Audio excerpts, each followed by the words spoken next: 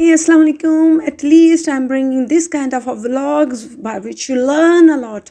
A big announcement is waiting for you, a big content, at least 2-3 videos तो मेरी इस content पे ज़रूर आएंगी, ज़रूर आपको देखने को मिलेगा।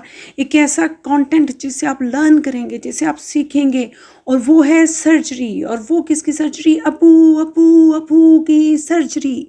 आपको इस व्लॉग में new type of version of Abu मिलेंगे, न्यू टाइप ऑफ अबू के करेक्टर्स इंट्रोड्यूस कराएंगे कि कैसे एक बेटियों के बाप को होना चाहिए, उसको कैसे अपना ख्याल रखना चाहिए, उसे कैसे अपनी बेटियों का ख्याल रखना चाहिए। तो let's see meet the new version of Abu.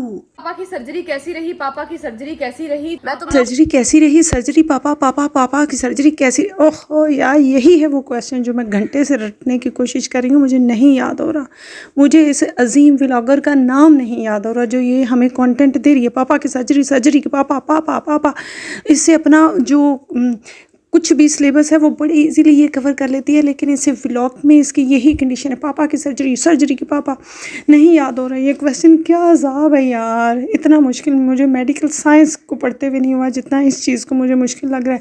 और पापा की सर्जरी ये थी, कान के पीछे, पर्दे के पीछे, बालों के नीचे सबसे छोटी जूं के साथ एक छोटा पिद्दू से जूं ने काट लिया था।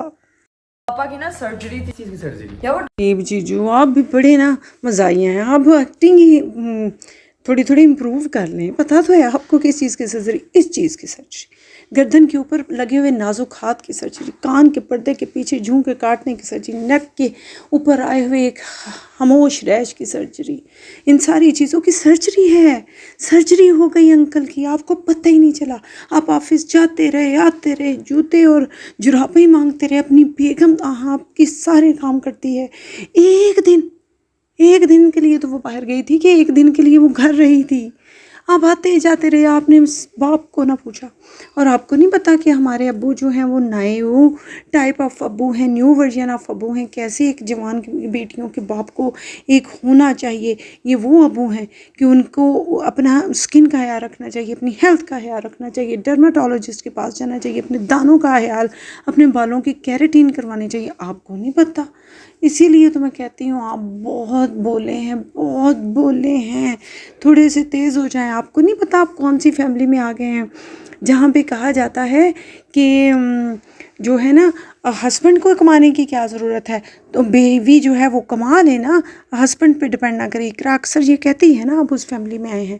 और आपको नहीं पता कि आपके जो ससुर साहब हैं वो यंग हैं। जैसे कहा जाता है हर यंग वाइफ के पीछे उसका हस्बैंड होता है। किसी भी औरत की जो पर्सनैलिटी है वो उसके हस्बैंड उससे कितना प्यार करता है वो बता रही होती है। तो इसी तरह ये अबू जो है, इनकी पर्सनैलिटी बता रही है कि आंटी इनसे कितना प्यार करती हैं। खुद बूढ़ी हो गई हैं, अबू अभी भी जवान है, आपको पता ही नहीं था। यार क्या करें। हमारी फैमिली डॉक्टर है, इसीलिए हम जरा इतने मेरी आंखों में आंसू आ गए बिल्कुल। इकरा बाजी की ये बात सुन के मैं कंट्रोल नहीं कर सकी अपने इमोशंस। इतनी एथिकल बात कि ये बाजी ने कि मैं बाग नहीं शाद हो गई हूँ कि वो फैमिली डॉक्टर है, उनको जानती है, तो इसलिए उनके केबिन में जाना, उनके वर्किंग प्लेस पे बैठ के हल्ला गुला करना, it's necessary, it's okay, it's fine. तो आप अगर बाहर बैठे वेटिंग में कोई पेशेंट है जिसका टाइम बहुत कीमती है, या अगर जिसको कंसल्ट करना बहुत ज़रूरी है, तो वो जाए भाड़ में। क्योंकि वो व्लॉगिंग नहीं कर रहा, वो उधर बैठे बैठे अपने पैसे नहीं बना रहा ना, तो उसका राइट भी नहीं बनता इन चीज़ों पे।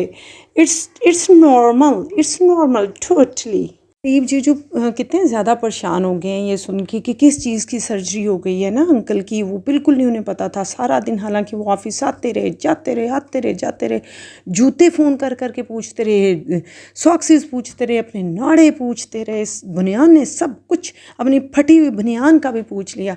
लेकिन इकरा भी सारा दिन घर से गायब रही। इस चीज़ पर भी उन्हें बड़ा गुस्सा था। हर व्लॉग में वो ना इकरा से थोड़ा रोब उस पर जमाते हैं, लड़ाई करते हैं, दिखाते हैं कि उसका बहुत रोब है ना, इकरा पे मेरे अड़ीब भाई का बहुत रोब है।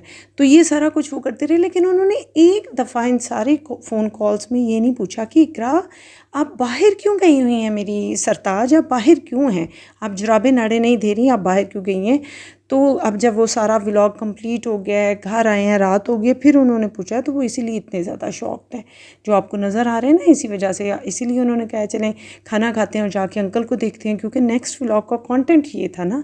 अगर वो पहले पूछ लेते तो फिर जाना पड़ जाता, फिर नेक्स्ट व्लॉग का नया कंटेंट ढूंढते।